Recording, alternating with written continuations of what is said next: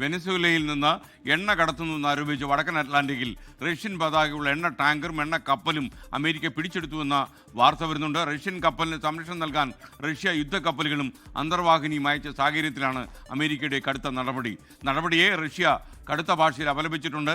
സ്വന്തം താല്പര്യങ്ങൾക്കായി അമേരിക്ക ഗൂണ്ടായിസം കാണിക്കുന്നുവെന്ന് ചൈനയും കുറ്റപ്പെടുത്തുന്നു. എന്തായാലും സ്ഥിതി കുറച്ചുകൂടി വഷളായി വരുന്നു എന്നുള്ള സംശയം നമുക്ക് മുന്നിൽ നിലനിൽക്കുമ്പോൾ മധു കൊട്ടാരക്കര കൂടുതൽ വിവരങ്ങൾ നൽകാൻ നമുക്കൊപ്പം ചേരുകയാണ്. Madhu, good morning. ശരിക്കും ഡൊണാൾഡ് ട്രംപിൻ്റെ സാഹസികമായ പ്രകടനങ്ങൾക്ക് റഷ്യയിൽ നിന്നും ചൈനയിൽ നിന്നും തിരിച്ചടികൾ വരികയാണോ? Good morning. Good morning S K. ആഗോളതലത്തിൽ തന്നെ വലിയൊരു സംഘർഷാവസ്ഥയിലേക്ക് കാര്യങ്ങൾ നീങ്ങുകയാണ്. പ്രത്യേകിച്ച് അമേരിക്ക ഒരു വശത്തും മറുവശത്ത് റഷ്യയും ചൈനയും എല്ലാം നേർക്കുനേർ വരുന്ന ഒരു സാഹചര്യം ഉടലെടുത്തിരിക്കുകയാണ്. ബ്രിട്ടനിൽ തന്നെ അമേരിക്കയുടെ യുദ്ധവിമാനങ്ങൾ കഴിഞ്ഞ മണിക്കൂറുകളിൽ വലിയ തോതിൽ ലാൻഡ് ചെയ്തുകൊണ്ടിരിക്കുന്നു. ഇപ്പോൾ ഏറ്റവും പുതിയ വാർത്ത എന്ന് പറയുന്നത് വെനസ്വേലയിൽ നിന്ന് പുറപ്പെട്ട എണ്ണക്കപ്പലുകൾ, 2 എണ്ണക്കപ്പലുകളായിരുന്നു. അവയാണ് US സൈന്യം ബ്രിട്ടീഷ് റോയൽ എയർഫോഴ്സിന്റെ സഹായത്തോടുകൂടി പിടിച്ചെടുത്തിരിക്കുന്നത്. അതിൽ ഒന്നിൽ റഷ്യൻ പതാക ഉണ്ടായിരുന്നു. ഈ പതാക വ്യാജമാണ്. ഉപരോധം മറികടക്കുവാൻ വേണ്ടി ഈ പതാക ഉപയോഗിച്ചതെന്നാണ് US vice president JD Vance പറഞ്ഞിരിക്കുന്നത്. റഷ്യയുടെ പ്രതികരണം വന്നിട്ടുണ്ട്.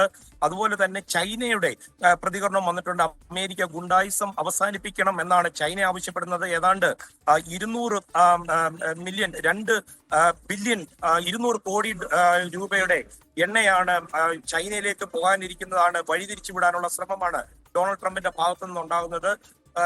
ഒരു വശത്ത് വെനസ്വേലയുടെ സ്റ്റേറ്റ് എണ്ണ കമ്പനിയായ PDVSAയുമായിട്ടുള്ള ചർച്ചകൾ പുരോഗമിക്കുകയാണ്. അവരുടെ പ്രതികരണം വന്നിട്ടുണ്ട്. അമേരിക്കയ്ക്ക് എണ്ണ വിൽക്കുന്നതിനുള്ള നടപടികൾ തുടങ്ങിക്കഴിഞ്ഞു എന്നാണ് നമുക്ക് ലഭിക്കുന്ന റിപ്പോർട്ടുകൾ. ഈ PDVSAയുടെ പ്രതിനിധി പറയുന്നത് എണ്ണ അങ്ങനെ വെറുതെ കിട്ടുമെന്ന് ഡൊണാൾഡ് ട്രംപ് വിചാരിക്കേണ്ട, അന്താരാഷ്ട്ര മാർക്കറ്റിലെ വിലയനുസരിച്ച് അമേരിക്കയ്ക്ക് വിൽക്കുവാൻ തയ്യാറാണെന്നാണ് വെനസ്വേലയിൽ നിന്ന് ഈ PDVSAയുടെ അവരുടെ പ്രതിനിധികൾ പറയുന്നത്. എസ്കെനെ, ഈ എണ്ണയുമായി ബന്ധപ്പെട്ടുള്ള ഒരു കാര്യം നമ്മൾ എപ്പോഴും ശ്രദ്ധിക്കേണ്ടത്, വെനസ്വേല എണ്ണ ശേഖരം ഉണ്ടെന്ന് പറയുമ്പോഴും വെനസ്വേലയിലെ എണ്ണ അത്ര നല്ലതല്ല. അതിന്റെ സൾഫറിന്റെ അളവ് കൂടുതലാണ്. സൗദിയിലെ എണ്ണ എന്ന് പറയുമ്പോൾ നമ്മുടെ പാല് പോലെ അല്ലെങ്കിൽ വെള്ളം പോലെ വളരെ നേർത്തതാണ്. അതുകൊണ്ട് തന്നെ പൈപ്പ് ലൈനിലേക്കൊക്കെ പോകുമ്പോൾ ഈ സൾഫറിന്റെ അളവ് കുറവായതുകൊണ്ട് പെട്ടെന്ന് പമ്പ് ചെയ്യാൻ പറ്റും. പക്ഷേ വെനസ്വേലയിലെ എണ്ണ പമ്പ് ചെയ്യുമ്പോൾ അത് തുരുമ്പെടുക്കുവാനുള്ള സാധ്യതയുണ്ട്. ചാറ് പോലെ കട്ടിയുള്ളതാണ്.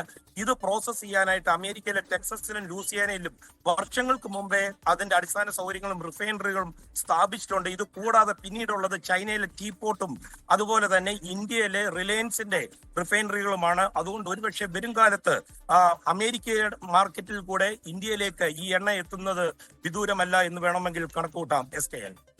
മധു കൊട്ടാരക്കരയാണ് വിവരങ്ങൾ നൽകിയത്. ലോകത്തെവിടെയായാലും ഏത് സമയത്തും 24 വാർത്തകളും ഓഗ്മെന്റഡ് റിയാലിറ്റി പാക്കേജുകളും എക്സ്പ്ലെയിനറുകളും വിശദമായി കാണാൻ ഞങ്ങളുടെ YouTube ചാനൽ നിങ്ങൾക്ക് സബ്സ്ക്രൈബ് ചെയ്യാം.